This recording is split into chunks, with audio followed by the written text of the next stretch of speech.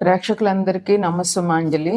శుక్లాం భరధరం విష్ణుం శశివర్ణం చతుర్భుజం ప్రసన్నవదనం ధ్యాయేత్ సర్వవిఘ్నోపశాంతయే. అగజా ఆనన పద్మార్కం గజాననమహర్నిశం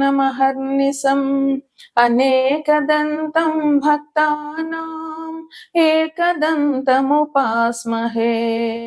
ఏకదంతముపాస్మహే. ఓం శ్రీ మహాగణాధిపతయే నమః.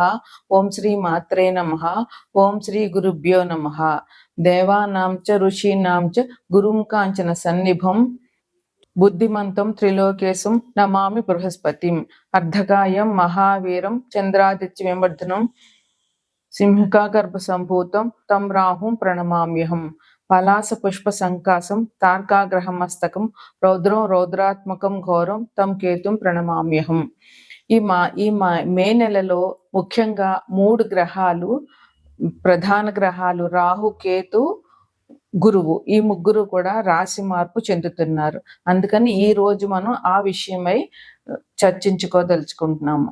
కొత్త సంవత్సరం, నూతన సంవత్సరం వచ్చినాక, తెలుగు వారికి ఉగాది వచ్చినాక, ఈ సంవత్సరం కొత్త సంవత్సరంలో మనకి ఎలా ఉంటుంది, ఎలాంటి ఫలితాలు వస్తాయి, నేను ఇప్పటికంటే అభివృద్ధి చెందనా, నేను ఒక ఇల్లు కొనుక్కోగలుగుతానా, ఒక వాహనం కొనుక్కోగలుగుతానా, లేదా విద్యార్థులు అయితే మా విద్య ఎలా ఉంటుంది, నాకు ఆ కాలేజీలో సీట్ వస్తుందా, అదే గృహిణులు అయితే ఇంట్లోకి కావాల్సిన కష్టాలు లేకుండా గడుస్తుందా, భర్త ఆరోగ్యంగా ఎలాగుంటారు, అట్లాగే ఉద్యోగస్తులకైతే ఈ సంవత్సరమైనా ప్రమోషన్లు వస్తాయా, అధికారులు మన్నన దొరుకుతుందా, ఇట్లా ఎన్నో కొత్త కొత్త ఆశలతోటి కొత్త సంవత్సరం రాగానే అందరూ పంచాంగాన్ని చూడడము, వాళ్ళ రాశి ఫలాలు చూసుకోవడము, ఆ రాశి ఫలాలు చదువుకుని ఎలా ఉంటుంది అనేటటువంటిది ఊహించుకోవడం జరుగుతూ ఉంటుంది.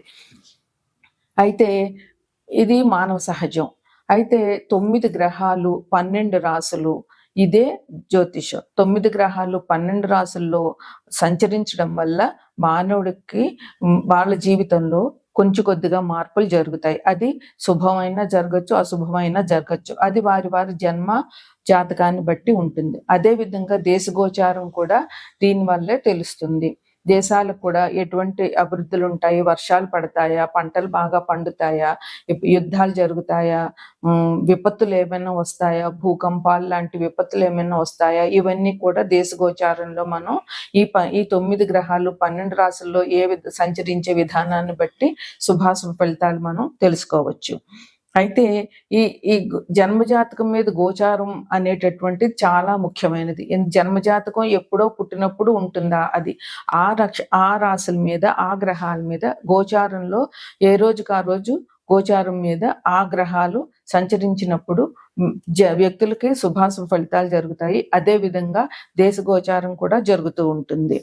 9 గ్రహాల్లోనూ చంద్రుడు, అన్ని గ్రహాలు ఒకటే విధంగా ఉండవు. ఎందువల్లంటే కొన్ని గ్రహాలు తొందరగా రాశి మారుతూ ఉంటాయి, కొన్ని గ్రహాలు ఎక్కువ కాలం ఒకే రాశిలో ఉంటాయి. ఉదాహరణకి చెప్పుకోవాలంటే చంద్రుడు 2.5 రోజులు ఒక రాశిలో ఉంటాడు. అదే విధంగా శుక్రుడు, బుధుడు అయితే 30 రోజులు ఒక రాశిలో ఉంటారు.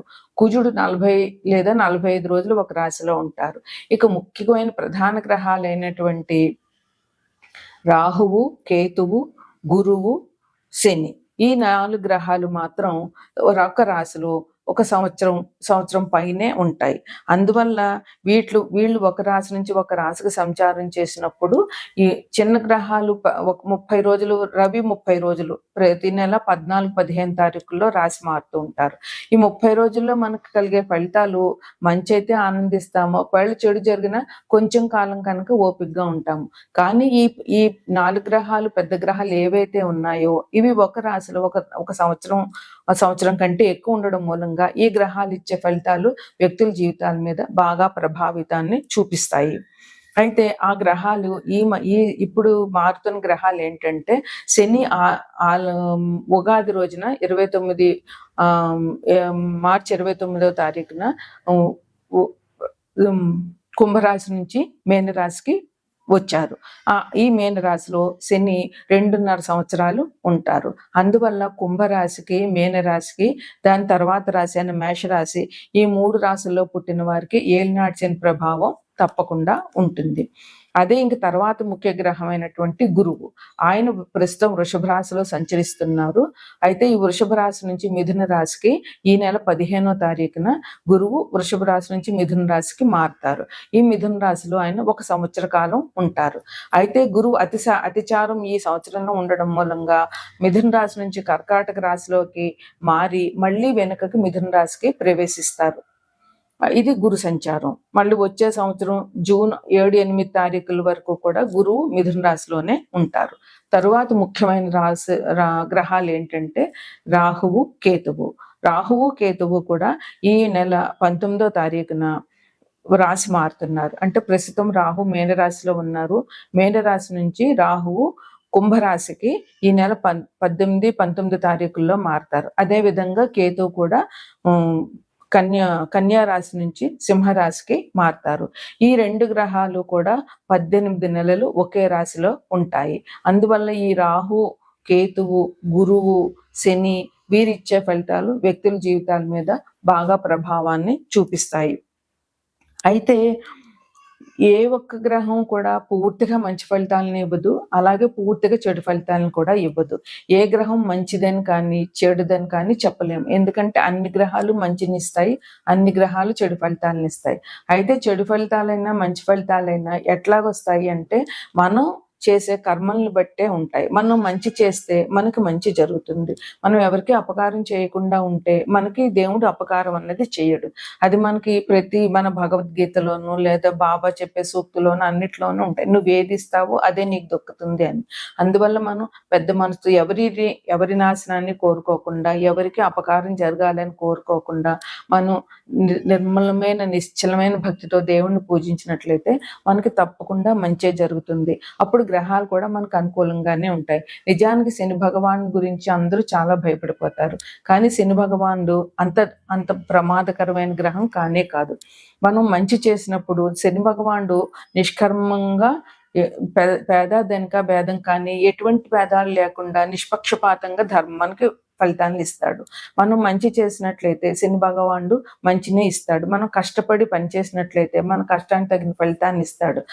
వృద్ధులకు సేవ చేయడము, పేదవాళ్ళకి సహాయం చేయడము, వాళ్ళకి దానాలు చేయడము, ఇట్లాంటి వాటి వల్ల మనం వాకింగ్ చేయడము, కష్టపడము ఉంటే శని భగవానుడు చాలా మంచి చేస్తాడు. అదే విధంగా గురుగ్రహం అయితే గురువు అసలు అపకారం అన్నది ఎవరికి చేయడు. ఒకవేళ మనకి బాగలేకపోతే మన జాతకంలో అపకారం మాత్రం జరగదు. మంచి జరగకపోయినా గురుగ్రహం మనకి ఏంటంటే దైవ మార్గంలో వెళ్ళమని సూచిస్తాడు. దైవాన్ని పూజించడము, ధర్మంగా నడుచుకోవడం ముఖ్యం. గురుగ్రహానికి ధర్మంగా నడుచుకుంటూ దైవాన్ని పూజించుతూ మన పెద్దవాళ్ళని గౌరవించుతూ గురువులని, పెద్దవాళ్ళని అందరినీ గౌరవించుతూ, స్త్రీలను గౌరవించుతూ ఉంటే ఏ గ్రహం కూడా మనకి అపకారం అనేది చేయదు. రాహుకేతువులు అంటే ఇంకా రాహువు మాయాజాలం, మనని మాయలో ముంచేస్తాడు. మనకి ఏదో చిన్న ఆశ పెడతాడు, ఆ ఆశని పెద్దది చేస్తాడు. మనకి ఆశని మనం తప్పించుకోవడం చాలా కష్టం అవుతుంది రాహుగ్రహ ప్రభావం వల్ల. రాహు మన జాతక చక్రంలో గోచారంలో ఉన్నట్లయితే మనకి చేసే పని మీద లేదా డబ్బు మీద వీటి మీద ఆశను పెంచేస్తాడు. అది పెద్దదైపోయి మనకు ఆ రాహుగ్రహ ప్రభావం పోయేదాకా మనం ఆ మాయలోంచి బయటపడలేము. అందువల్ల రాహు విషయంలో కొంచెం జాగ్రత్తగా ఉండాలి.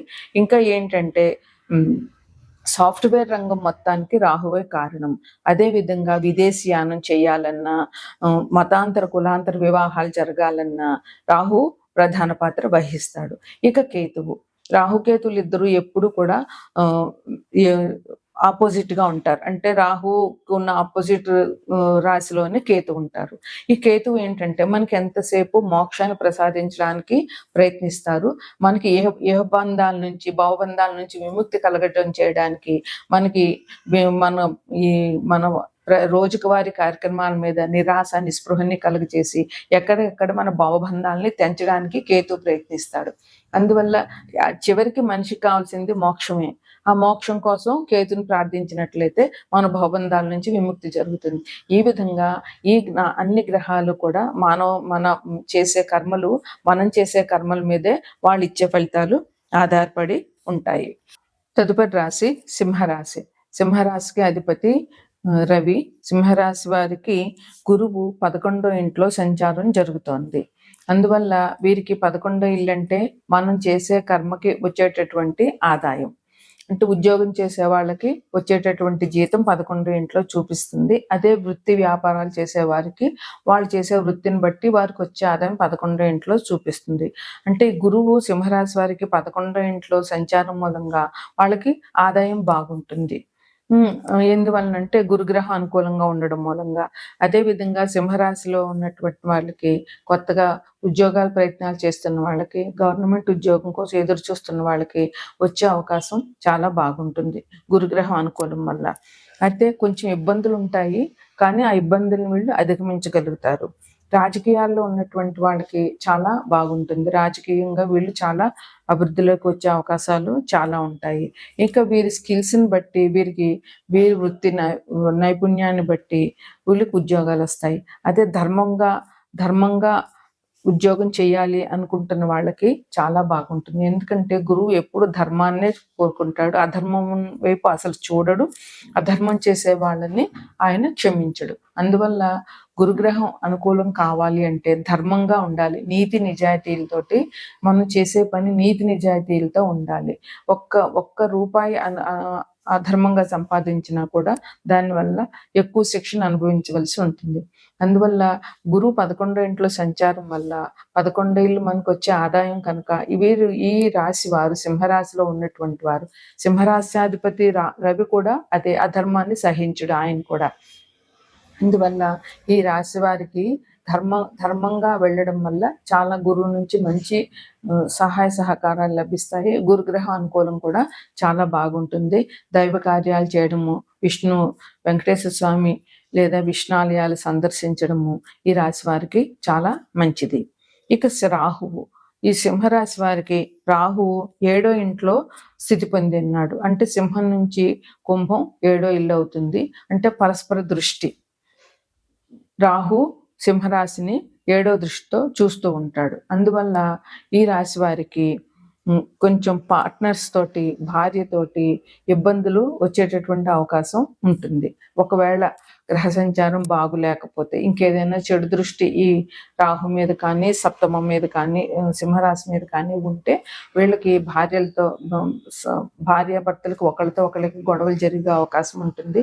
బిజినెస్ పార్ట్నర్స్కి పడకపోవడము అట్లాంటివి జరిగే అవకాశం ఉంటుంది. అందువల్ల జాగ్రత్తగా ఉండాలి. రాహువు మాయను కమ్ముతాడు కనుక ఆ మాయ నుంచి బయటపడాలి. ఏదైనా ఒక విషయంలో వీళ్ళని ఎవరైనా ప్రలోభ పెట్టబోతే ఆ ప్రలోభాలకు లొంగకుండా, దానివల్ల మనకి ఎంత మంచి జరుగుతుంది, ఏం జరుగుతుంది అనేటటువంటిది ఆలోచించి ప్రలోభాలకు లొంగకుండా ఉండడం ఈ రాశి వారికి ఎంతైనా అవసరం. 7వ సప్తమం అంటే ప్రపంచంతో మనకు ఉన్నటువంటి సంబంధం, ప్రపంచంలో ఉన్న మిగతా ప్రజలతో మనకి ఎటువంటి సంబంధ బాంధవ్యాలు ఉన్నాయి, అవి మంచిగా ఉన్నాయా చెడుగా ఉన్నాయా అనేటటువంటిది చూపిస్తుంటుంది. వీళ్ళు ఈ సింహరాశిలో పుట్టిన వాళ్ళు ఈ రాహుగ్రహ సంచారం మూలంగా రిలేషన్షిప్స్కి ప్రయారిటీ ఇస్తారు. సంబంధ బాంధవ్యాలు మెరుగుపరుచుకోవాలని చూస్తారు. ఇక కొత్తగా ఉద్యోగాలు ప్రయత్నం చేస్తున్న వాళ్ళకి కొత్తగా ఉద్యోగాలు వచ్చే అవకాశం ఉంది. అదేవిధంగా గవర్నమెంట్ ఉద్యోగాలకు ప్రయత్నం చేస్తున్న వాళ్ళకి మంచి గవర్నమెంట్ ఉద్యోగాలు వచ్చే అవకాశం ఉంది. కాంపిటేటివ్ ఎగ్జామ్స్లో బాగా చదివి పాస్ అయ్యి గవర్నమెంట్ ఉద్యోగాలు ప్రయత్నం చేస్తున్న వాళ్ళకి మంచి కాలం అని చెప్పవచ్చు. అట్లాగే వీళ్ళకి కొత్తగా పార్ట్నర్స్ ప్రపంచంతో సంబంధం కనుక కొత్త వాళ్ళ పరిచయాలు జరగడము, ఆ కొత్త వాళ్ళ పరిచయాలతో వీళ్ళు అభివృద్ధిలోకి రావడము, వీళ్ళ కీర్తి ప్రతిష్టలు పెరగడము కూడా ఈ రాశి వారికి ఈ నెలలో జరిగే అవకాశం ఉంది. ఇక కేతువుని చూడాలంటే కేతువు లగ్నంలోనే స్థితి పొంది ఉన్నాడు, సింహరాశిలోనే. అందువల్ల లగ్నంలో ఉండడం మూలంగా ప్రతి పని మీద నిరాశ, ఏం చేస్తాము, ఏం ఏం చూస్తాము, అట్లాంటటువంటి ఏం చేయగలము, ఏం చేయలేము అనేటటువంటి నిర్లిప్తత ఒకటి వీళ్ళకి ఉంటుంది. నిస్పృహ కలగచేస్తాడు కేతువు. అయితే ఆ నిరాశ నిస్పృహ నుంచి మనం ధైర్యంగా బయటపడగలగాలి. అప్పుడే వీళ్ళు ఏదైనా చేయగలుగుతారు. ఆ నిరాశ నిస్పృహ నుంచి బయటపడాలంటే గణపతి ఆరాధన చేయడం వల్ల కేతుగ్రహం అనుకూలంగా ఉండి ఈ నిరాశ నిస్పృహల్ని తగ్గుగా కలుగచేస్తాడు. ఇంకా అనారోగ్యం సూచనలు కూడా చూపిస్తున్నారు కనుక ఈ రాశి వారు ఆరోగ్య విషయంలో కొంచెం జాగ్రత్తగా ఉండాలి. ఇది ఈ కర్కాటక రాశి వారికి గురు, రాహు, కేతు గ్రహాల రాశి మార్పుల వల్ల వచ్చేటటువంటి శుభాశుభ ఫలితాలు.